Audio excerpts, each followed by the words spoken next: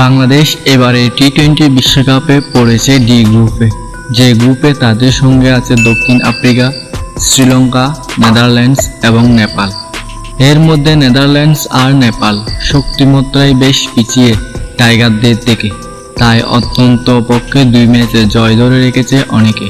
তবে বাংলাদেশের সাম্প্রতিক যে পারফরমেন্স, তাতে এই 2 ম্যাচে জয় পাওয়া সহজ হবে না। বিশ্বকাপের ঠিক আগে যুক্তরাষ্ট্রের মতো দলের কাছে সিরিজ হার, প্রস্তুতি ম্যাচে ভারতের সঙ্গে নাকাল হওয়ার পর সংখ্যাটা আরও বেড়েছে। অতীত পরিসংখ্যান আরও বেশি ভয় দেখাচ্ছে। 2009, 10 এবং 12 টি-20 বিশ্বকাপে একটি ম্যাচেও জিততে পারেনি বাংলাদেশ। এবার তেমন কিছু না হোক এই কামনা। তবে যদি একটি ম্যাচও জিততে না পারে টাইগাররা, তবু প্রাইজ মানি হিসেবে $2,25,000 পাবে। বাংলাদেশি মুদ্রার যা পরিমাণ 2,67,00,000 টাকা। বিশ্বকাপে অংশগ্রহণকারী সব দলই এই অর্থ পাবে যদি কোনো ম্যাচ নাও জিতে, আর ম্যাচ জিততে পারলে অতিরিক্ত পাবে $31,154 করে। তবে সেমিফাইনাল ও ফাইনাল জয় এখানে বিবেচিত হবে না।